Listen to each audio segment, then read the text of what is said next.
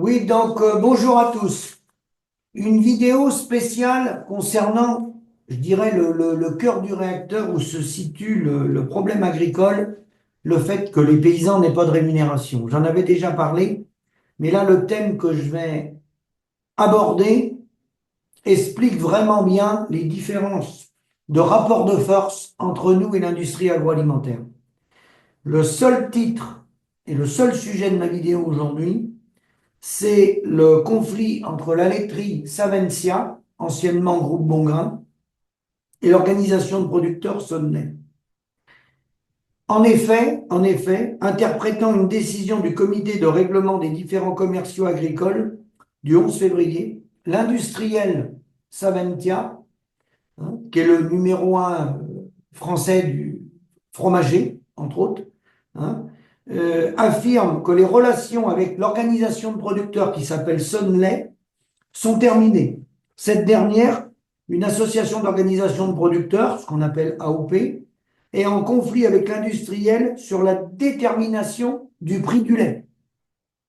Vous voyez, comme je vous l'avais dit, que l'enjeu majeur, c'est ni les sangliers, ni la flotte, ni la sécheresse, ni je ne sais quoi, c'est bien le prix de nos denrées agricoles du départ de la ferme, qui est l'enjeu majeur, parce que sans la reprise de la facturation, on n'a pas de levier d'interaction sur notre prix, sur la valeur de notre produit.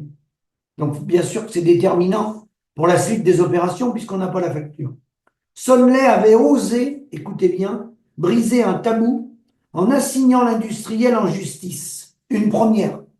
J'étais présent, c'était dans le tribunal de la Manche, j'avais été les soutenir.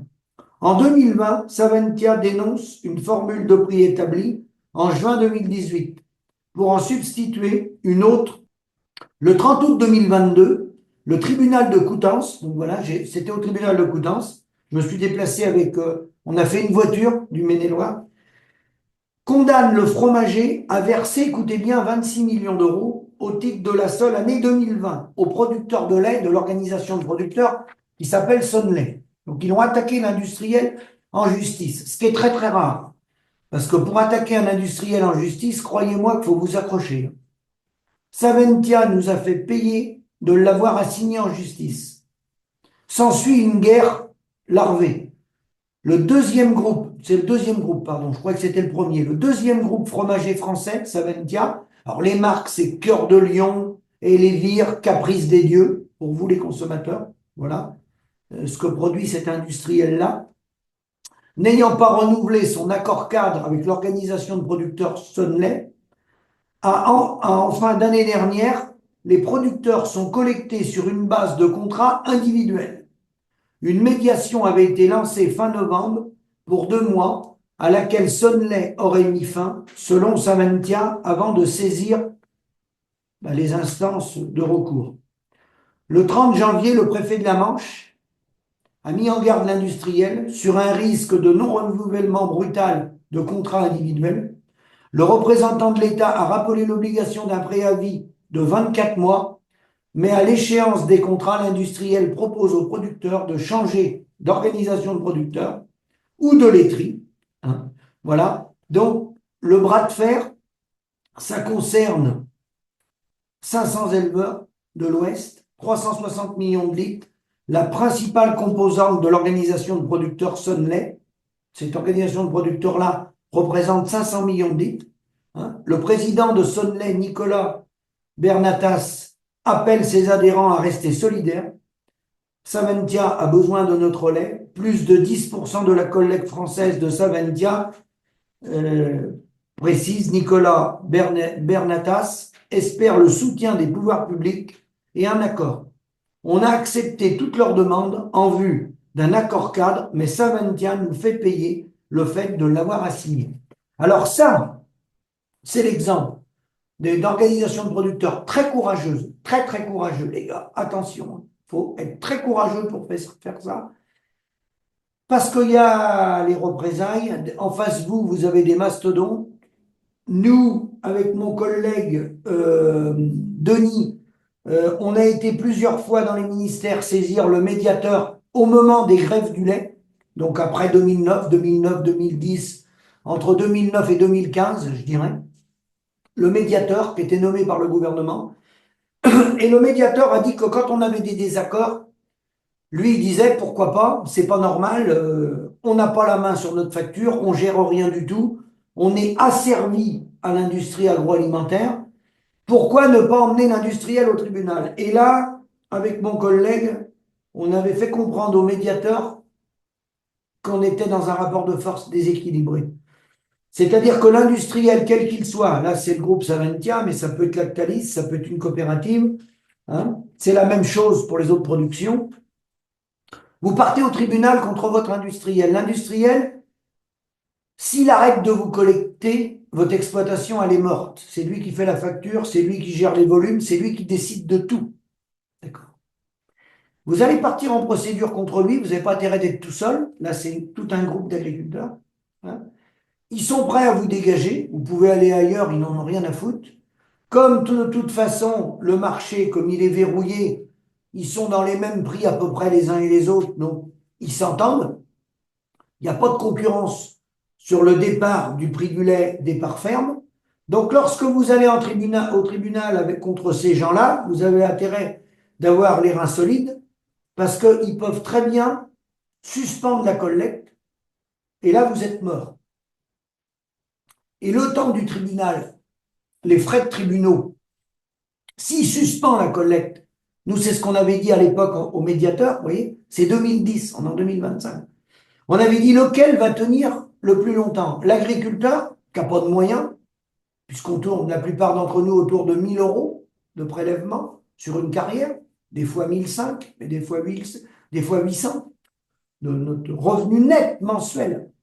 Vous voulez qu'on tienne comment si on a des arrêts de collecte ou si on part au tribunal contre des mastodontes comme ça, qui génèrent des milliards d'euros, qui sont sur plusieurs pays? Donc voilà la problématique. Donc effectivement, cette procédure-là, les gars sont courageux, il avait raison. Mais là, derrière, s'il n'y a pas de résultat, c'est la mort des organisations de producteurs en général, pas que celles-là, les autres. Parce que l'idée des organisations de producteurs, je remercie le commentaire sous ces réactions de la presse de Pascal Massol qui avait lancé l'association des producteurs de lait indépendants fin 2008, ça a été lancé. Il met Pascal, les organisations de producteurs sont nées en 2010, exact, suite à la grève du lait et aux négociations que nous avons menées à Bruxelles avec l'OMB pour que leur représentativité passe de 5% des éleveurs à 30% par pays.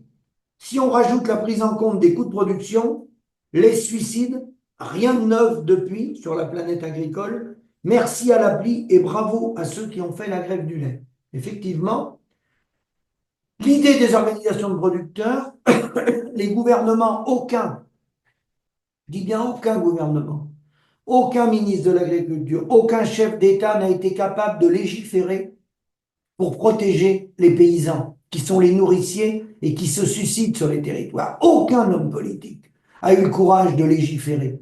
C'est pas compliqué de légiférer, de reconnaître les organisations de producteurs transversales, non pas des organisations de producteurs collées à l'industriel, parce que là on n'a aucun poids, c'est lui qui gère tout, la facture et tout. C'est des organisations indépendantes, apolitiques, asyndicales, très important, et c'est nous qui gérons les volumes et qui reprenons la facturation comme c'est au Canada. Et bien sûr que la différence est là. Parce qu'en comparant le dollar canadien et les euros chez nous, ils sont à peu près entre 63 et 65 centimes d'euros payés. Et nous, on est autour de 43, 44. Vous voyez, il y a 20 centimes par litre. Vous voyez là déjà, notre gagne-pain, il s'en va là. Il est là, notre gagne-pain. Il est au départ de la ferme. Alors, bien sûr, j'encourage les gars à se battre. Nous, on attend avec impatience l'homme politique courageux qui va légiférer, que ce soit pour le lait ou les autres productions, avec des organisations de producteurs, une nationale sur le territoire, pour reprendre ce qui est notre dû, notre gagne-pain, notre facture. C'est quand même impensable que des paysans nourrissent la population et on ne leur laisse pas faire leur facture. Que ça soit l'acheteur, l'industriel qui fait la facture. Donc on est bien au temps de l'esclavage. Et la solution, proposition, c'est bien celle-là.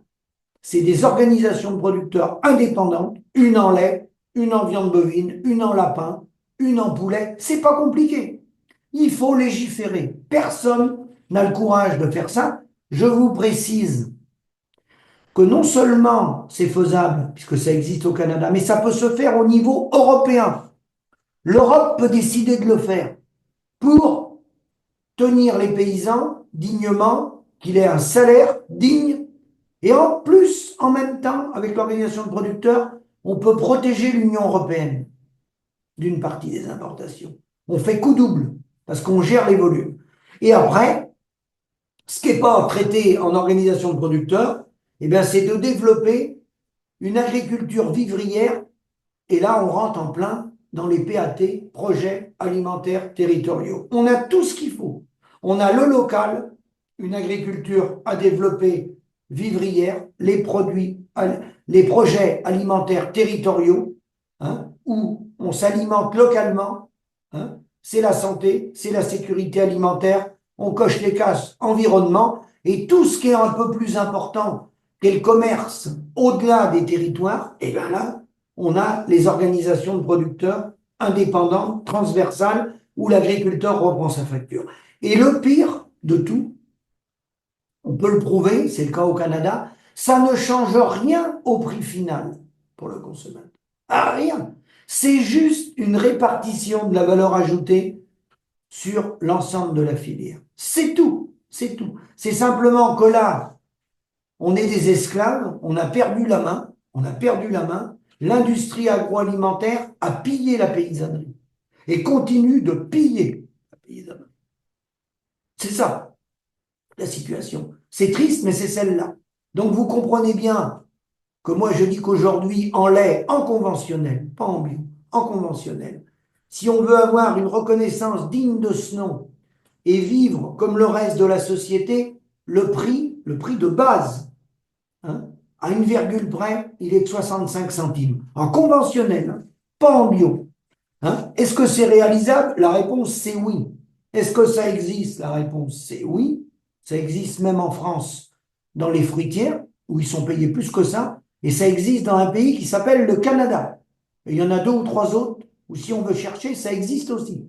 Parce qu'il y a des chefs d'État et de gouvernement qui commencent à décider de protéger leur agriculture. Parce que le jour où on n'aura plus d'agriculture, eh ben vous verrez ce qui va se passer. Vous verrez ce qui va se passer. Hein. La spéculation sur les denrées agricoles venant hors de nos frontières. Vous verrez ce qui va se passer. Vous allez payer toujours plus cher des produits dont on ne maîtrise pas ni l'origine, ni ce qu'il y a dedans, ni rien. Hein. On est parti dans une économie livrée aux mains de la finance et des spéculateurs. Donc j'arrêterai ma vidéo là-dessus. Conclusion, solution, on les a. Organisation de producteurs, je soutiens les gars qui ont déposé plainte contre l'industriel parce que je vous dis, pour déposer plainte contre votre acheteur, contre un industriel, il faut être très, très, très courageux. Très courageux. Bravo à eux et à bientôt.